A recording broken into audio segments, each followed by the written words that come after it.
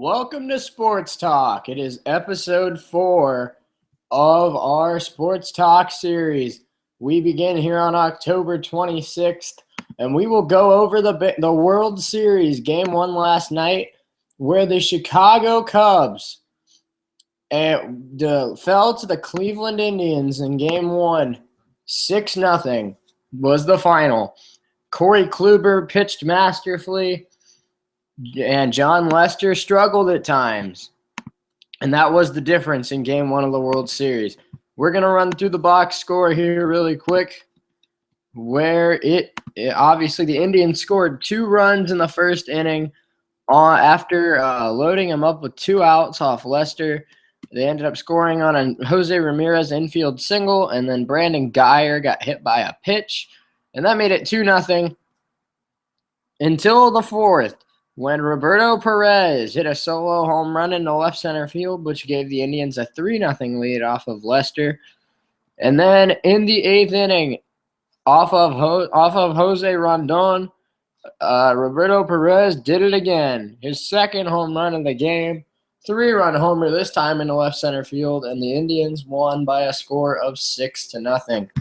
Couple pitchers that pitched in the game, the starters. John Lester went 5 2/3, 6 and 3 walks, 7 strikeouts, and gave up the 1 home run to Roberto Perez. Corey Kluber, 6 innings, 4 hits, no walks, 9 strikeouts from Kluber. And then he was relieved by Andrew Miller, who went 2 innings, 2 hits, 2 walks, no runs, 3 strikeouts. And then Cody Allen and shut it down with 1 inning, only giving up 1 hit and 3 strikeouts. 15 total strikeouts on the day for Indians pitching, which got them the 1-0 lead here in the World Series. Rajai Davis went 1 for 5. Francisco Lindor 3 for 4. Jose Ramirez 3 for 4. Napoli didn't get a hit, but he drew a walk and scored a run. Brandon Guyer didn't get a hit, but he drew a walk and drove in a run on a hit by pitch. Lonnie Chisenhall with a hit, 1 for 4. And then Roberto Perez 2 for 4, 2 home runs for the Indians catcher. His second and third home runs of the postseason. And it gave the Indians the momentum they needed to win. So Game 2 is tonight, where it will be Jake Arrieta squaring off with Trevor Bauer. Kyle Schwarber, in his first game back yesterday, did play last night, will play again tonight. He went 1 for 3 last night with a double, and tonight he will pitch. The Indians' plan is to start Trevor Bauer tonight against Jake Arrieta and the Cubs. So Bauer, he pitched an inning in the game against the Blue Jays before his finger opened up and he had to leave the game. Jake Arrieta is 0-1 with a 4.91 ERA coming into this game. Bauer isn't planning to. There is rain projected for the game tonight in Cleveland. Bauer, though, said in a press conference yesterday that his finger is completely healed. His hand, if you didn't watch the game against Toronto, his hand uncontrollably gushed blood and ended his start after 21 pitches. They said it went into Toronto, and they said that the doctors were confident that it would be okay. It hadn't bled the 2 days before at all, but it happened to break out. And the Cubs counter after John Lester took the loss in Game 1 with Jake Arrieta. Jake Arrieta is the Chicago Cubs are trying to turn around their fate, as teams who lose Game 1 of the World Series are overall 40-70 in the Fall Classic. Arrieta won the Cy Young Award last year with a record of 22-6. This year he had 18 wins and a 3.10 ERA. But he has not been the same dominating presence in the playoffs. In 2 games, he's 0-1 with a 4.91 ERA. Opponents are hitting .273 against him. And stacking a stacking a lineup with fastball smashing lefties. Cubs manager Joe Madden carries confidence into Game 2 tonight. Bauer says the Cubs are talented, but also he has faced teams like Boston and Blue Jay and Toronto, which also consisted of many, many solid hitters. And at the end of the day, you just got to get the outs. The return of Kyle Schwarber allowed Madden to back up National League MVP candidate Chris Bryant, Rizzo, Zobrist, Schwarber, and maybe Jason Hayward tonight. We'll mention that more in a minute. Miguel Montero would not be guaranteed to start Game 2 over Wilson Contreras, even though Arrieta prefers Miguel Montero. Hayward's atrocious postseason got him benched for the second consecutive playoff game. Coughlin entered Game 1 with a .063 career postseason batting average. Schwarber again smoked a double in the fourth inning of Game 1 for his first hit of the season. He drew a walk in the seventh off of Andrew Miller. Bauer was the third overall pick in the 2011 draft. He allowed 2 home runs in his first start of the playoffs against Boston, gave up 20 home runs in the regular season. But Terry Francona says they were hoping that he can slow down the Chicago offense. Josh Tomlin is projected to start Game 3 at Wrigley Field against Kyle Hendricks. Indians have not announced a starter for Game 4. John Lackey is supposed to start for the Cubs, and I think they are trying to get it back to Corey Kluber for Game 4, according to Terry Francona. So we will move on into some big news from can the Cubs rebound after Game 1? And I'm not completely sold on that. I do realize that Corey Kluber pitched one of the best games of the season that we have seen this year.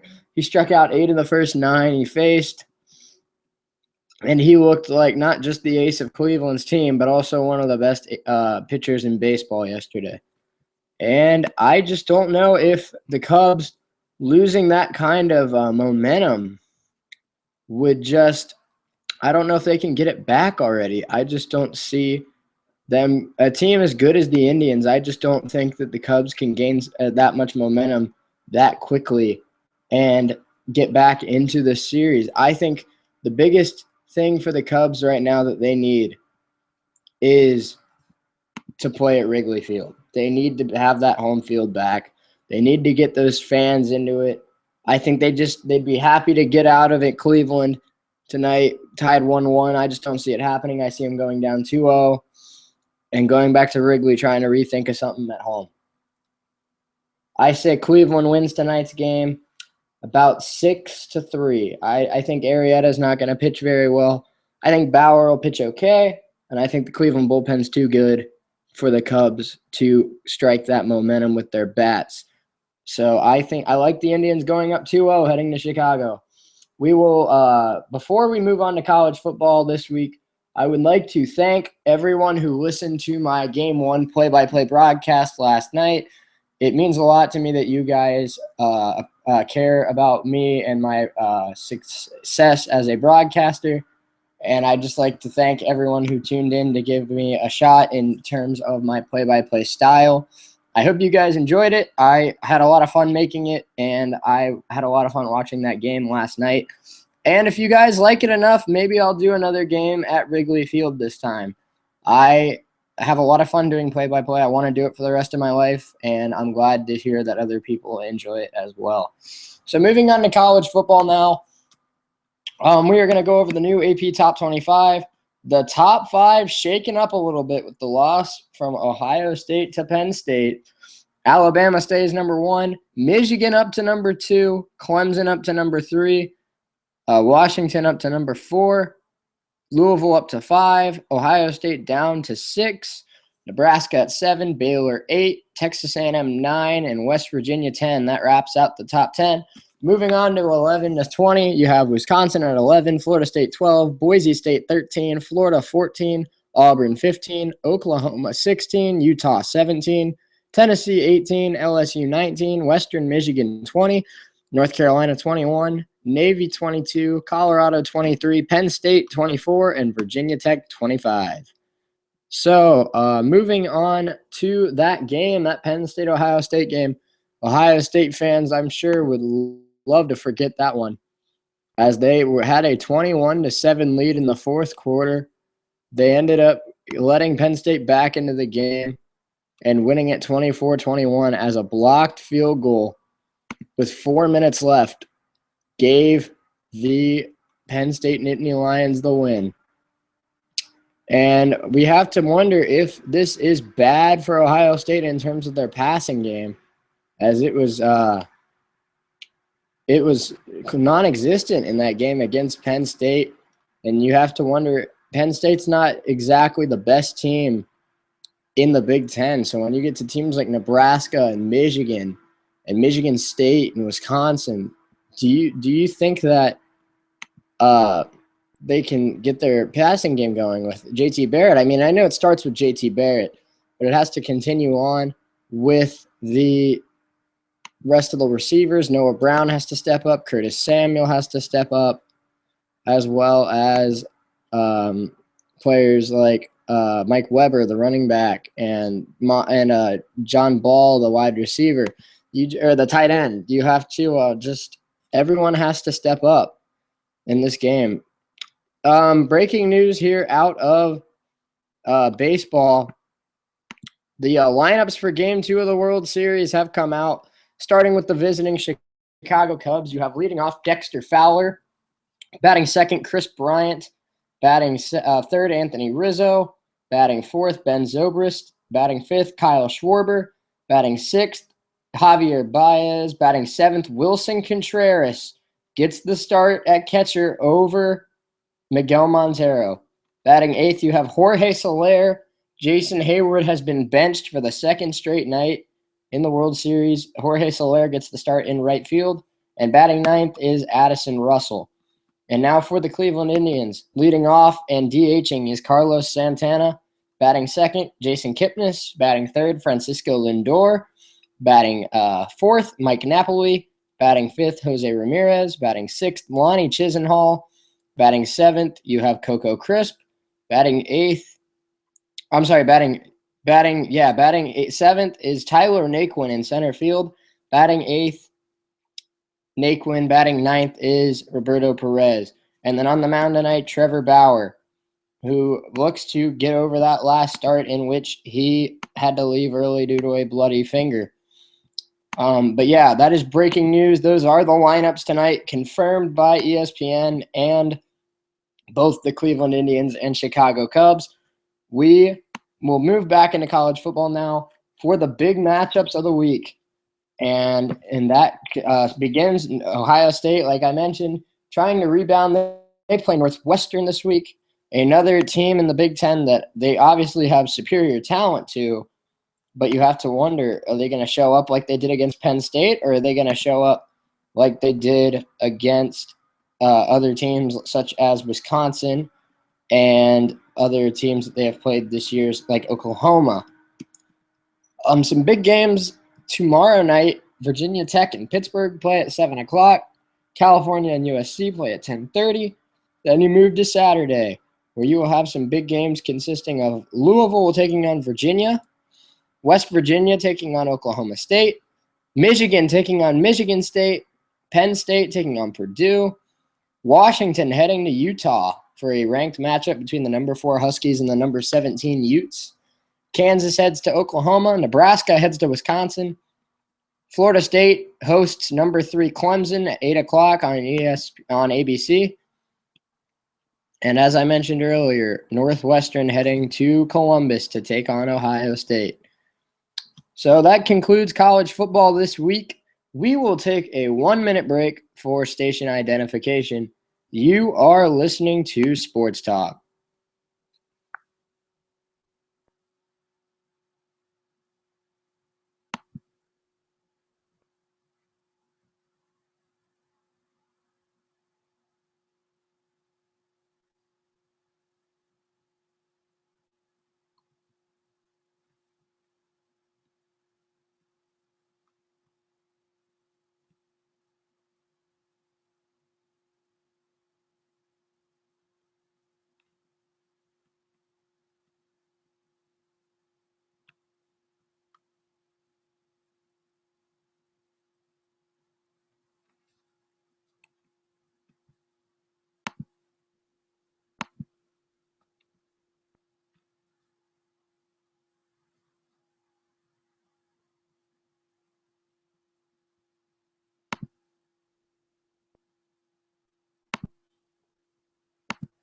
Welcome back to Sports Talk. We are moving on to NBA basketball, where the NBA season kicked off last night with 3 games, beginning with the ring ceremony in Cleveland for the Cavaliers as they defeated the New York Knicks 117-88. The Portland Trailblazers defeated the Utah Jazz 113-104, and the San Antonio Spurs defeat the Golden State Warriors 129-100. LeBron James in the Cleveland victory over the Knicks put up a triple-double for the 43rd time in his career with 19 points, 11 rebounds, and 14 assists. And the Cavaliers dominated from the opening tip-off, outscoring the Knicks by more than 10 points in 3 of the 4 quarters they played. So moving on to the Warriors game. San Antonio outscored them all 4 quarters. Golden State didn't lose their first home game last year until April 7th. And they didn't lose their first game at all until December 12th. So they're 0-1. They lost their first game this year on October 25th.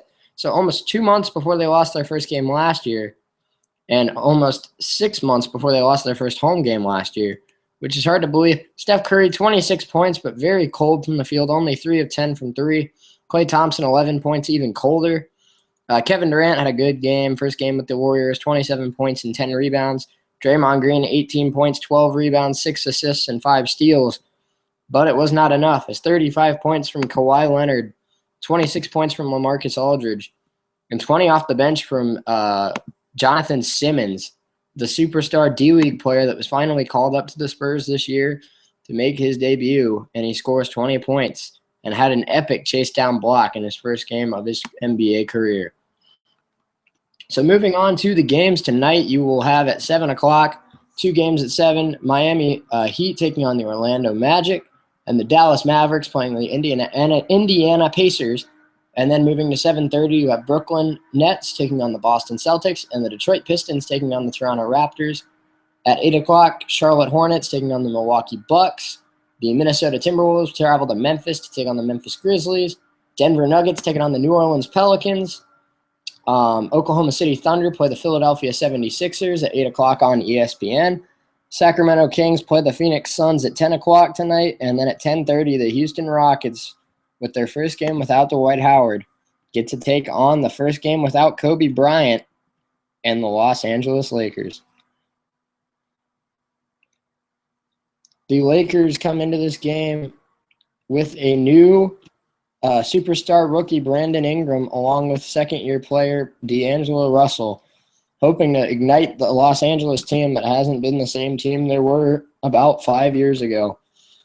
Team of the week. We're going to move back into Team of the Week this week, and requested by one of our viewers, the Team of the Week this week is the Toronto Raptors. And the Toronto Raptors consist of, we're going to look at their roster first and then rank how we think they will play this season. Their starting 5 consist of point guard Kyle Lowry, the 30-year-old out of Villanova.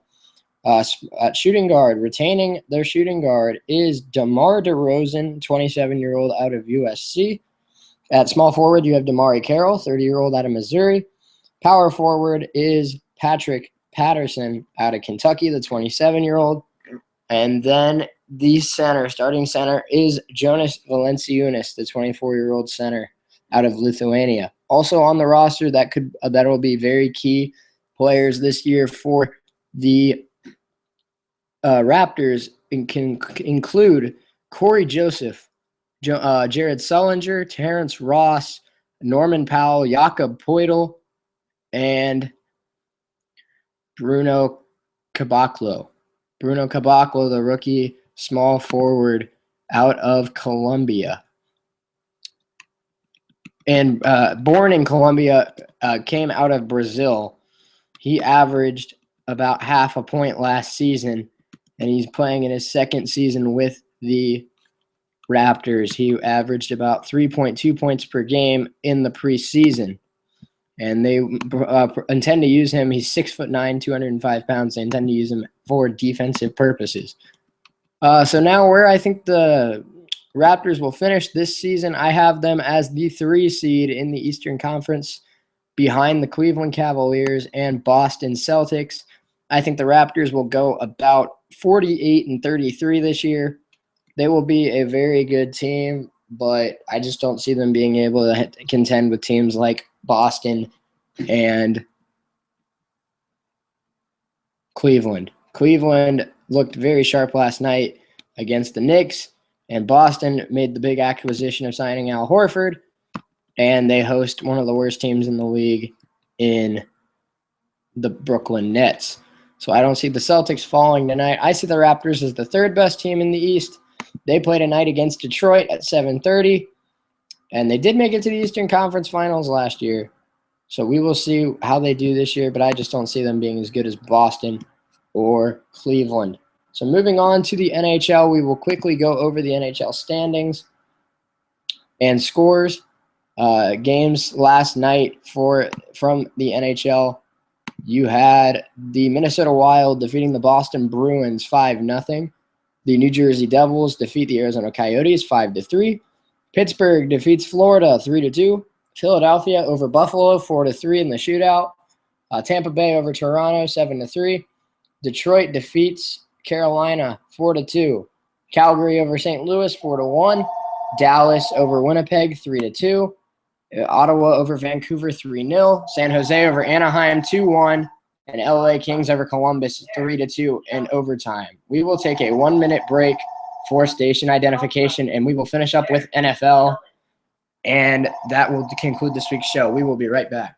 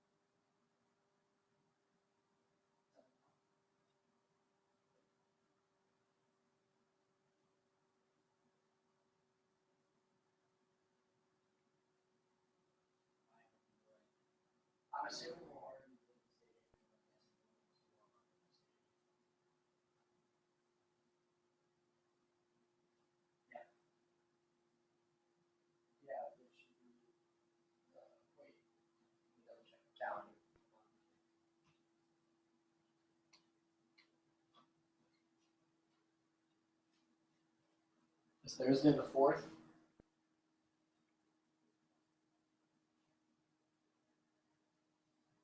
Thursday the 4th. It's the 3rd.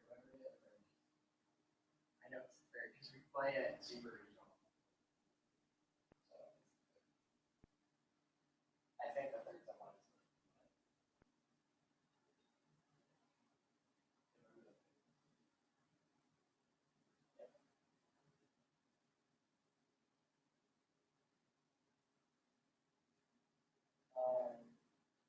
I don't think it's anything. I think it's just first man performance. So how they really take it, I think good. That's how you do it. Yeah.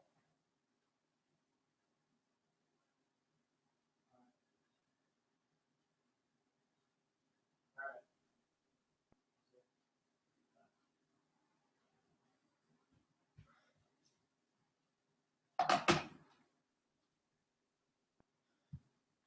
All right, we are back. Sorry for that interruption, but we had a call in from the station asking about one of our prior situations, but that is over now. We have moving on to the standings here in the NHL really quick before we move on to NFL. Currently in the first division we will look at is the Metropolitan, in which it is led by Pittsburgh with 9 points, New York Rangers in second with 8 points, Washington, New Jersey, and Philadelphia all with 7 points, New York Islanders with 6 points, and then Columbus with 5 points, and Carolina with 4 points. And then at the Atlantic, it's Montreal with 11 points, Tampa Bay and Detroit with 10 points, Ottawa with 8 points, Florida with 7 points, Boston with 6 points, Toronto with 5 points, and Buffalo with 4 points. In the Central Division, you have Minnesota and St. Louis with 9 points.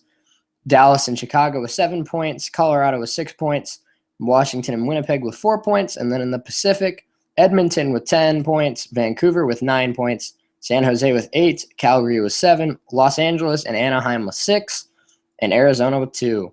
So we will conclude hockey with the games that are being played tonight, in which the first matchup you have is at 7 o'clock, and it consists of the Montreal Canadiens, still having yet to suffer their first regulation loss this year, taking on the New York Islanders. At 8 o'clock, you have the Boston Bruins and the New York Rangers. 9:30, the Washington Capitals take on the Edmonton Oilers. And at 10:30, the Nashville Predators take on the Anaheim Ducks. So moving on to the NFL to end this week's show, we will start with Week 7 scores. If you missed them, the Green Bay Packers defeated the Chicago Bears 26-10. New York Giants over the LA Rams 17-10. Kansas City Chiefs over the New Orleans Saints 27-21. Indianapolis Colts beat the Tennessee Titans 34-26. Philadelphia Eagles defeat the Minnesota Vikings 21-10. The Cincinnati Bengals defeat the Cleveland Browns 31-17. Detroit Lions defeat the Washington Redskins 20-17. Jacksonville falls to Oakland 33-16. Miami over Buffalo 28-25. The New York Jets defeat Baltimore 24-16. The Tampa Bay Buccaneers over the San Francisco 49ers 34-17. Chargers beat the Falcons in overtime 33-30. Patriots over the Steelers 27-16. Cardinals and Seahawks on Sunday Night Football tie at 6. And on Monday Night Football, the Denver Broncos defeat the Houston Texans 27-9. So moving on to injury updates, Ben Roethlisberger has begun practicing on his own again. And also Ladarius Green returned to practice this week. Marquise Pouncey also is suffering with a leg injury. So Steelers in a little bit of trouble, but they have a bye week to overcome those injuries. Power rankings this week in the NFL. Patriots stay at 1, Seahawks at 2. Up to 3 is the Denver Broncos. Standing at 4 is the Dallas Cowboys. 5 is the Minnesota Vikings. 6, Green Bay Packers. 7, Arizona Cardinals. 8, Pittsburgh Steelers. 9, Chiefs. 10, Falcons. And those are the top 10 teams in the league this week. We will look at now Arian Foster calling it a career at 30 years old after 7 years with the Texans and 1.5 year with the Dolphins. He ended up hurting his hamstring again and decided to call it a career. And we wish him the best of luck here on Sports Talk with his future life. He made his Dolphins debut as the starter in Week 1, but suffered a hamstring injury in Week 2. And Jay Ajayi has emerged as the long-term starter for the Miami Dolphins. He is retiring effective immediately.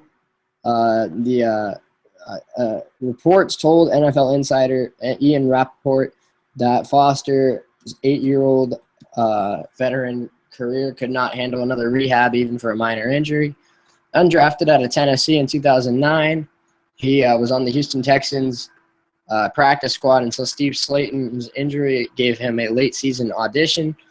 It was immediately apparent that he was an upgrade as the featured back.